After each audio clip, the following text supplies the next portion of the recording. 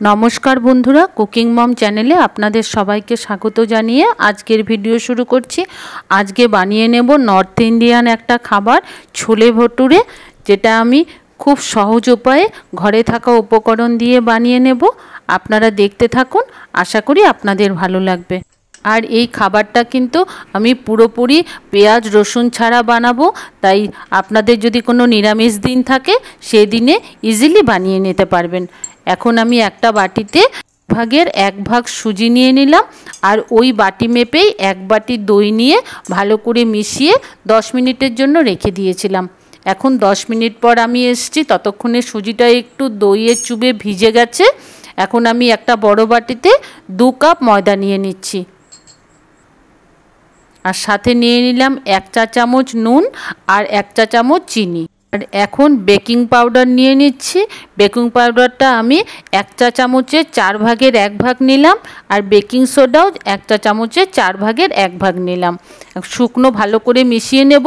আমি দুটো baking powder baking soda দুটোই ব্যবহার করেছি। আপনাদের যদি একটা ব্যবহার করতে ইচ্ছা করে তাহলে হাফ চা চামচ বেকিং সোডা কিংবা বেকিং পাউডার দিয়ে নেবেন। তারপরে যে সুজি আর দইটা মিশিয়ে রেখেছিলাম ময়দার মধ্যে, ওই সুজি দইটা আমি দিয়ে দিলাম। এখন সুজি দইটা দিয়ে একটু মেখে নিতে হবে। এখন ওই বাটিটা ধুয়ে 1 টেবিল চামচ মতো জল এখানে দিয়ে দিলাম। আমার এটুকু জলই লেগেছে মাখতে। প্রথমে এরকম ভেজা ভেজা মাখাটা হবে, কিন্তু মাখতে মাখতে কিন্তু এরকম শক্ত হয়ে যাবে। তখন ওপর থেকে একটু তেল দিয়ে দিলাম। ভালো করে তেলটাকে আবার মাখিয়ে নিচ্ছি। দেখুন মাখাটা কীরকম হয়েছে।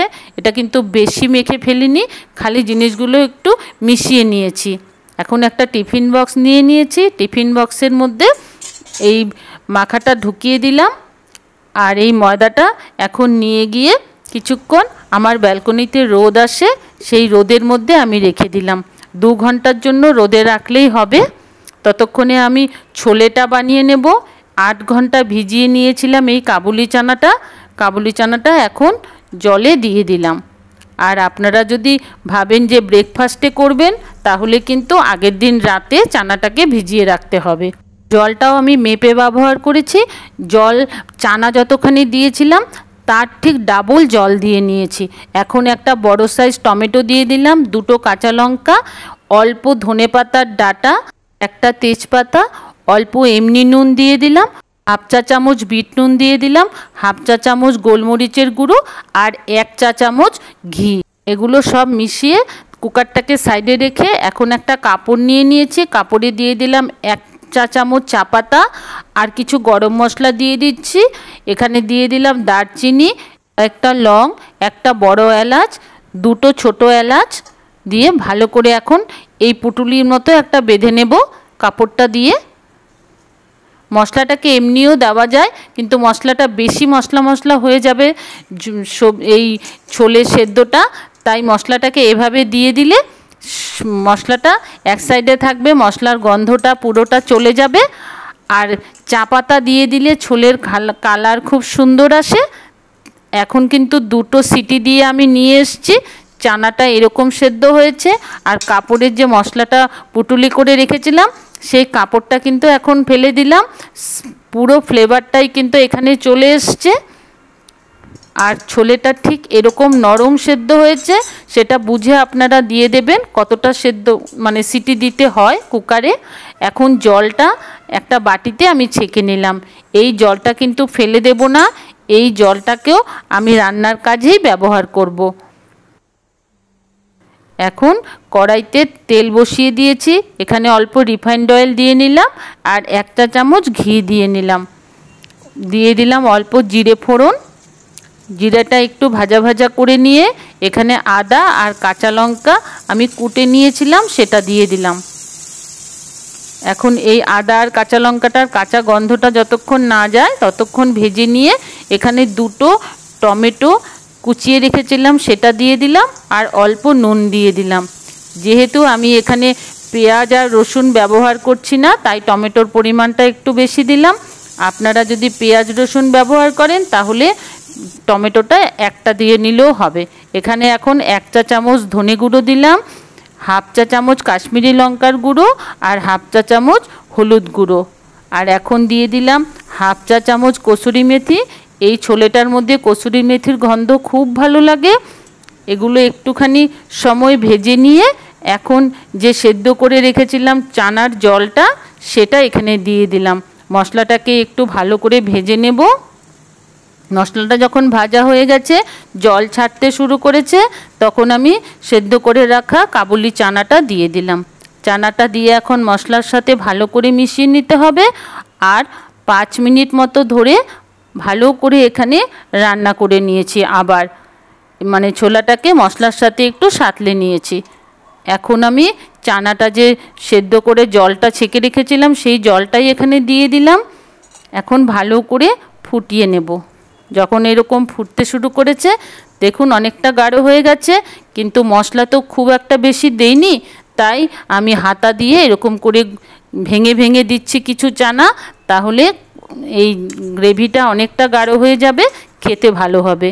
এটা কিন্তু একদম অন্যরকম টেস্ট হয়, একদম অথেন্টিক খাবার, ছোলে, যেটা নর্থ ইন্ডিয়ায় পাওয়া যায়। আপনারা বানিয়ে খেয়ে দেখবেন, খুব ভালো হয়। আমি ছোলেটা তৈরি করে নিলাম। এখন এসছি ভটুরের ময়দা মাখাটা নিতে। এখন নিয়ে এসছি ভটুরের ময়দা মাখাটা। দেখুন এটা কিন্তু বেশি ফুলবে না, যেহেতু আমি ইস্ট দেইনি, বেকিং সোডা আর বেকিং পাউডার দিয়েছি, কিন্তু এতেই হয়ে যাবে। এখন আরও কিছুক্ষণ অল্প সময় আমি ভালো করে আবার মেখে নিয়েছি। এখন এটাকে লেচি করে নিচ্ছি। লেচিটা এরকম লাগা লাগাই হবে, কিন্তু বেলতে খুব একটা অসুবিধা হয় না। যদি প্রয়োজন মনে করেন তাহলে এখানে একটু ময়দা ছিটিয়ে বেলবেন, কিংবা একটু তেল দিয়ে বেললেও হবে। আমি যেরকম একটু তেল দিয়ে বেলেছি, অল্প তেল লাগিয়ে নিয়েছি, তারপরে এভাবে বেলে নিয়েছি। আর বেলার সময় আমি এরকম একবার উল্টে দিলাম, তারপরে কিন্তু আর উল্টে দেব না। এরকম বেলুন চাকিটাকে ঘুরিয়ে ঘুরিয়েই বেলে নেব। ঠিক এরকম একটা ওভেল শেপ দিয়ে নিয়েছি। আপনারা চাইলে আরও বড় করেও বানিয়ে নিতে পারেন। আমি একটা মিডিয়াম সাইজ বানিয়ে নিলাম। এক সাইড দিয়ে এরকম তুললাম, দেখছি নিচের সাইডটা লেগে আছে, তাই নিচের সাইডটা নিচ দিয়ে এরকমভাবে তুলে নিলাম। তারপরে এটা কিন্তু ভাজারও একটা নিয়ম আছে। তেলটাকে কিন্তু ভালো করে গরম করে নিতে হবে, আর দিয়েই সাথে সাথে উল্টে দিতে হয়। উল্টে দিলে যে দিকটা ফোলা থাকে, তখন ফোলা দিকটা আস্তে আস্তে করে ঝাঁঝরি দিয়ে চাপ দিলেই এরকমভাবে ফুলে ওঠে। এভাবে একটা একটা করে ভেজে নিতে হবে। ভাজাটা যদি ঠিকঠাক হয় আর মাখাটা যদি ঠিকঠাক হয়, ভটুরে কিন্তু এরকম ফুলে উঠবেই। দেখুন আমি আরেকটা দেখিয়ে দিচ্ছি। অল্প দেওয়ার পরই কিন্তু উল্টে দিলাম। এখন ভালো করে একটা চাপ দিয়ে হালকা হালকা হাতে চাপ দিতে হবে, বেশি চাপ দিলে কিন্তু ভেঙে যাবে। দুটো ভটুরে আমি তৈরি করে নিলাম। এখন আমি ছোলেটাকে সার্ভ করে দেখিয়ে দিচ্ছি। ততক্ষণে ঝোলেটা কিন্তু অনেকটা মাখা মাখা হয়ে গেছে, কারণ ঝোলটা টেনে নিয়েছে। আমি কিন্তু এখন মোটামুটি 5 মিনিট পর এসছি আবার, কারণ এতক্ষণ ভটুরেটা খুব গরম ছিল, আমি ধরতে পারিনি। এখন আমি ভেঙে আপনাদের দেখিয়ে দিচ্ছি। ভেতরটা দেখুন কতটা জালিদার হয়েছে আর কতটা নরম হয়েছে। আমার আজকের ভিডিওটা যদি আপনাদের ভালো লাগে, প্লিজ একটা লাইক করে দেবেন। ধন্যবাদ।